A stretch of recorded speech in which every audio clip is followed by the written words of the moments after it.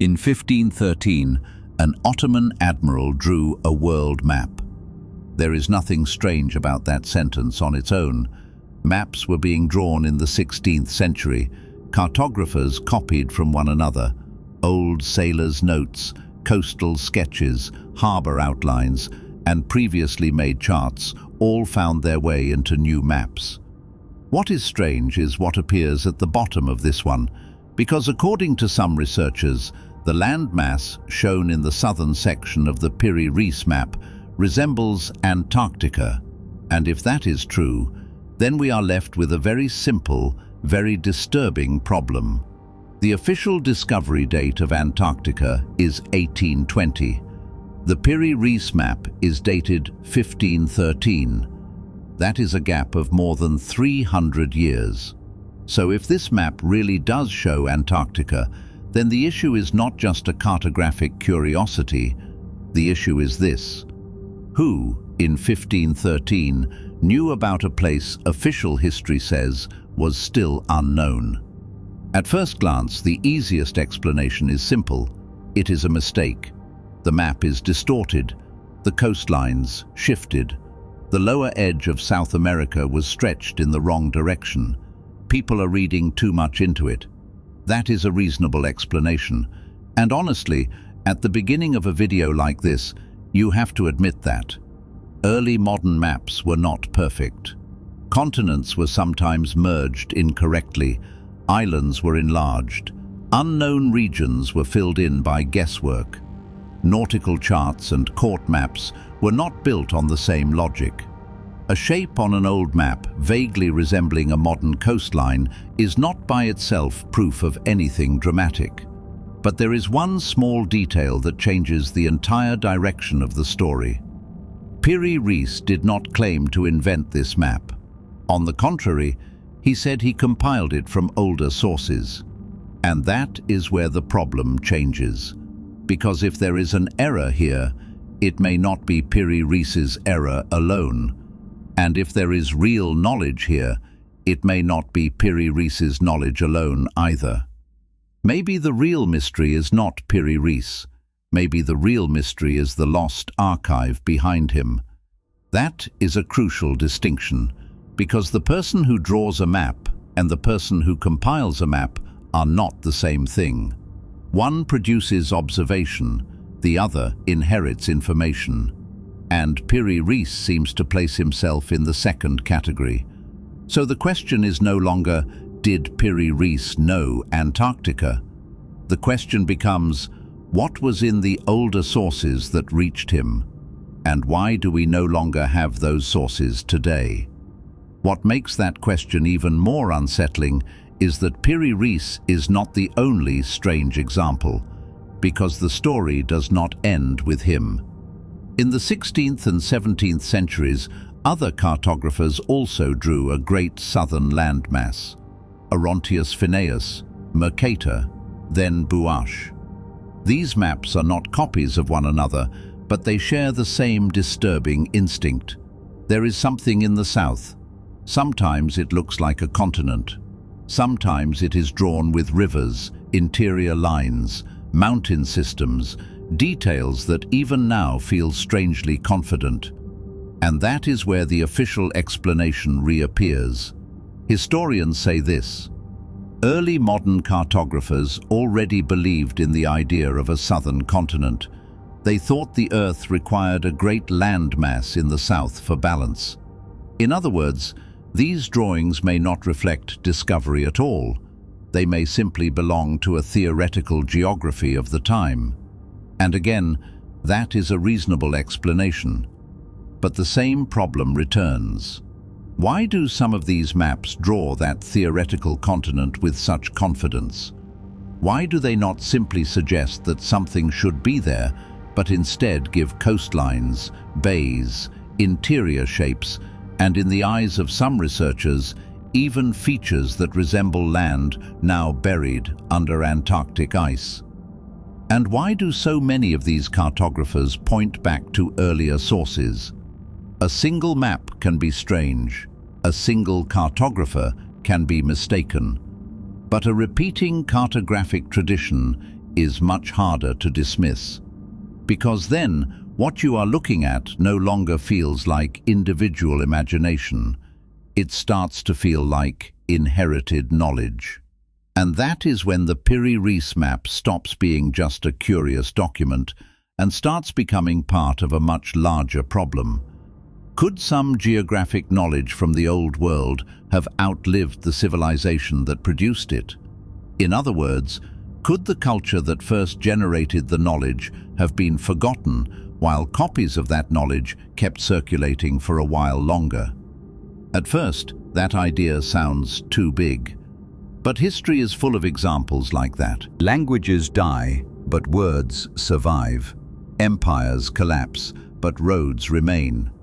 Belief systems change, but ritual forms continue.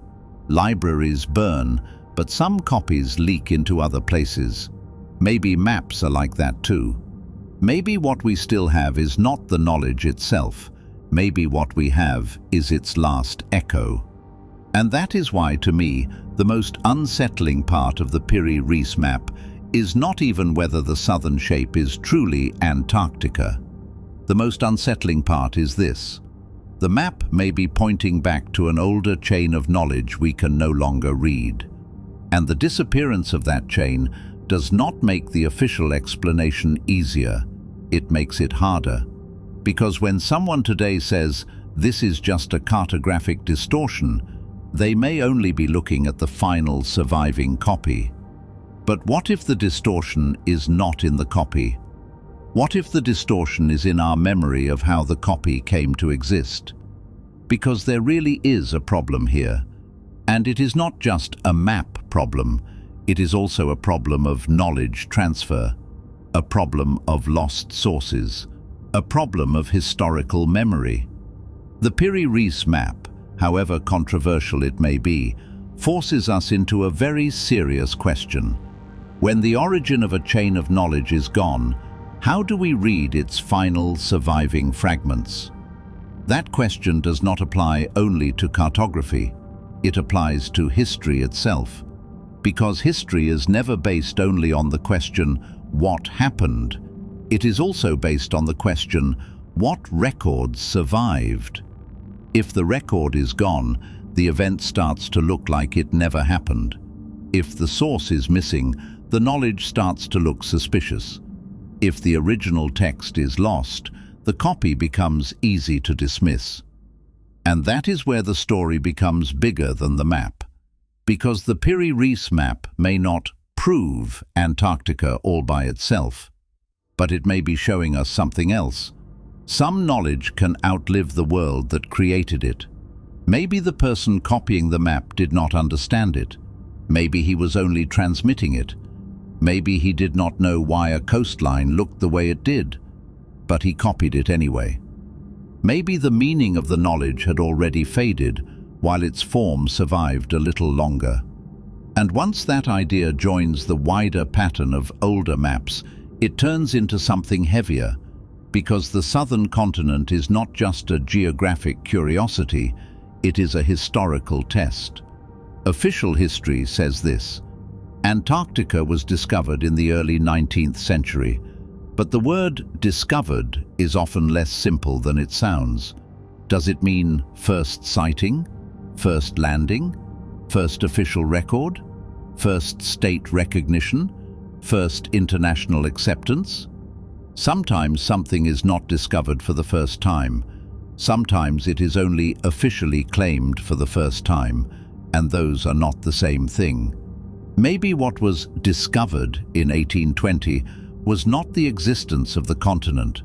Maybe what was discovered in 1820 was its right to enter the official narrative. That sounds like a small distinction, but it changes everything. Because then this becomes possible. A place may have been known earlier, but the chain of knowledge may have broken. Then later, that same place may have been officially rediscovered by other institutions and other states. That makes the Piri Reis Map suddenly much more dangerous, because the question is no longer only, is Antarctica on the map? The question is this: Does history tell us when something was first known, or only when it was first brought under control?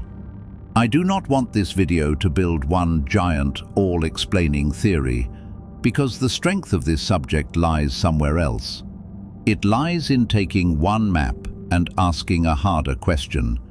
If this is only a mistaken drawing, why has it remained controversial for so long? If it is only coincidence, why do other maps carry the same unease?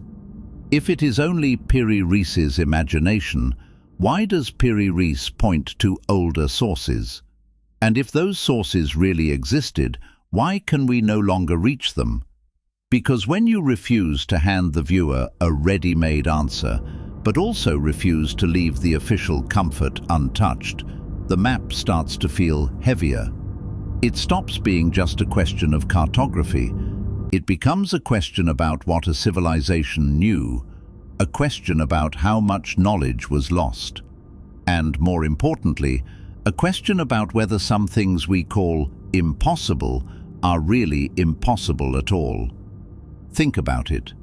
An Ottoman admiral compiles a world map in 1513. By his own account, he uses older sources. Centuries later, people look at the southern edge of that map and say, something is there that should not be there.